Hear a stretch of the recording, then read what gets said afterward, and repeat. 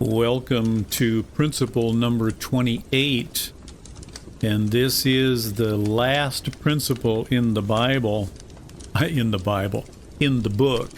a miracle that changed the world, the 5,000-year leap.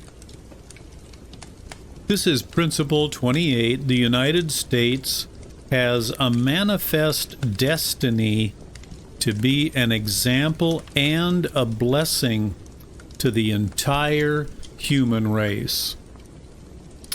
All historians agree that a most singular and important feature of the settlers of America was their overpowering sense of mission, a conviction that they were taking part in the unfolding of a manifest destiny of divine design, which would shower its blessings on all mankind.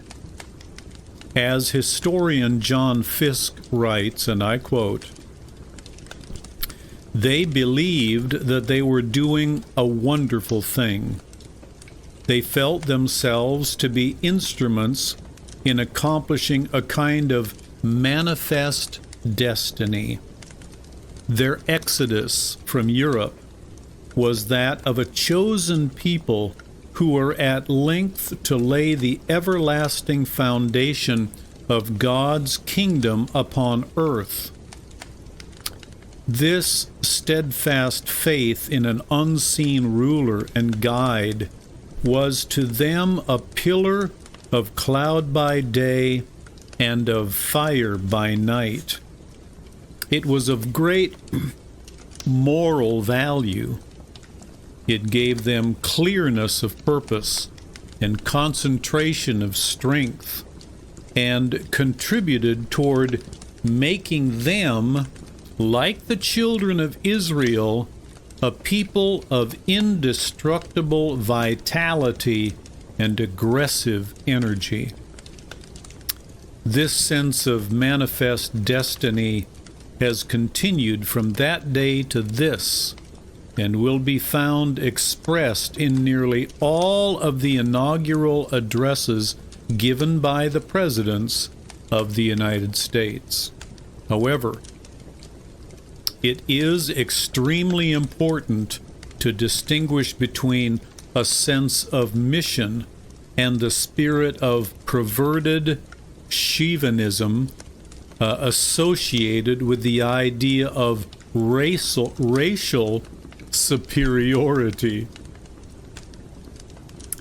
The former is a call to exemplary leadership and service. The latter is the arrogant presumption of a self-appointed role to conquer and rule. The distinction between the two is readily perceived in the writings of the founders. For example, John Adams wrote, "I always consider the settlement of America with reverence and wonder as the opening of a grand scene and design in providence for the illumination of the ignorant and the emancipation of the slavish part of mankind all over the earth." Thomas Jefferson looked upon the development of freedom under the Constitution as the world's best hope, and wrote to John Dickinson in 1801 that what had been accomplished in the United States will be a standing monument and example for the aim and imitation of the people of other countries. It was not uncommon for the founders to stress the responsibility which had been placed upon them to perform a mighty task. As John Adams wrote from England while the Constitution was in preparation, and I quote, "The people of America have now the best opportunity and the greatest trust in their hands that Providence ever committed to so small a number. Alexander Hamilton emphasized the same point as the Constitution was presented to the people for their approval. And he wrote, "It has been frequently remarked that it seems to have been reserved to the people of this country by their conduct and example to decide the important question, whether societies of men are really capable or not of establishing good government from reflection and choice, or whether they are forever destined to spend for their political constituents an accident and force." New topic. Failure considered treason against the world. He went on to say that if the people of the United States failed in this mission, it would operate to the general misfortune of mankind. John Adams later stated that if the people abandoned the freedom gained by the adoption of the Constitution, it would be treason against the hopes of the world. New topic. John Jay considered America to be a providential blessing. After the task of structuring a constitutional government had been completed for the first free people in modern times, one of the founders, John Jay, thought he saw in it a manifestation of divine approbation which was too obvious to be denied. He wrote, "It has often given me pleasure to observe that independent America was not composed of detached and distant territories, but that one connected, fertile, wide-spreading country was the portion of our western sons of liberty. Providence has in a particular manner blessed it with a variety of soils and productions, and watered it with innumerable streams for the delight and accommodations of its inhabitants. A succession of navigable waters forms a kind of chain round its borders, as if to bind it together, while the most noble rivers in the world, running at convenient distances, present them with highways for the easy communication of friendly aids and the mutual transportation and exchange of their various commodities." John Jay continued, "With equal pleasure, I have often taken notice that Providence has been pleased to give this one connected country to one united people, a people descended from the same ancestors, speaking the same language, professing the same religion, attached to the same principles of government, very similar in their manners and customs, and who, by their joint counsels, arms, and efforts, fighting side by side throughout a long and bloody war, have nobly established their general liberty and independence."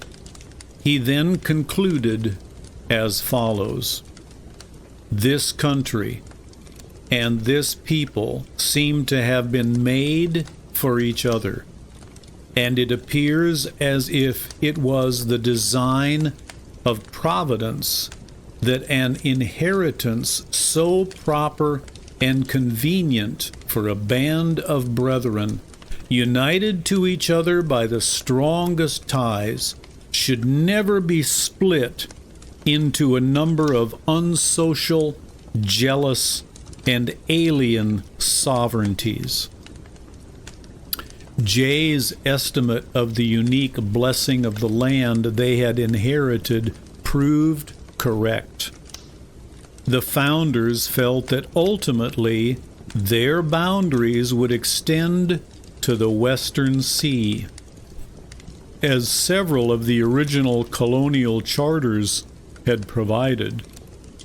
When this had been accomplished, the vast Mississippi drainage basin, extending as it does from the Rockies in the west to the Appalachians in the east, turned out to be the most fertile and productive piece of real estate on this planet. Conclusion. The founders knew they were sailing into uncharted waters, and they knew their ship of state was entirely different from anything else on the face of the earth. True, they had examined every kind of political operation known to man, and they had abstracted from history every lesson and precaution they could learn. But their own product was unique, bold, and filled with the promise of a better day. Probably no one summed it up better than James Madison when he wrote this: "Is it not the glory of the people of America that, whilst they have paid a decent regard to the opinions of former times and other nations, they have not suffered a blind veneration for antiquity, for custom, or for names, to overrule the suggestions of their own good sense, the knowledge of their own situation, and the lessons of their own experience?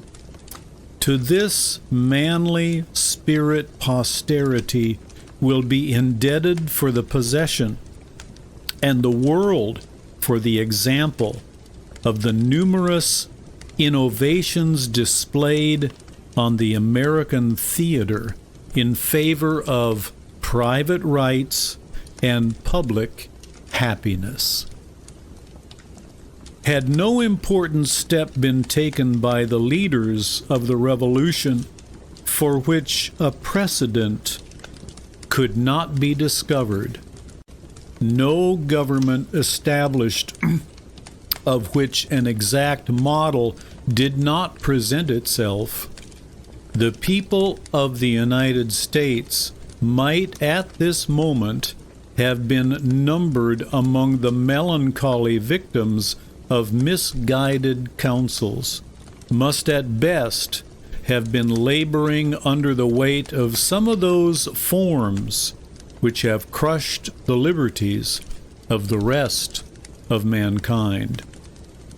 Then he concluded and said this: "Happily for America, happily we trust for the whole human race.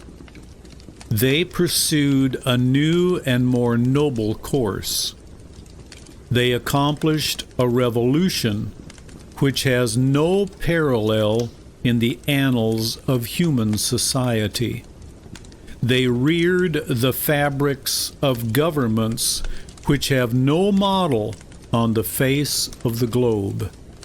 They formed the design of a great confederacy, which it is incumbent on their successors to improve and perpetuate.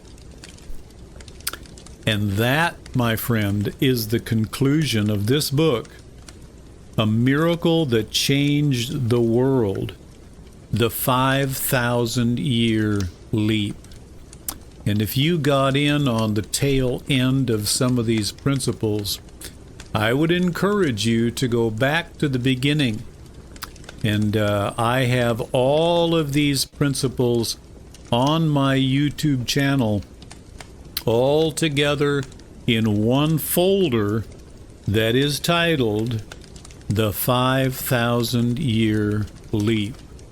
God bless you, and have a good rest of your day.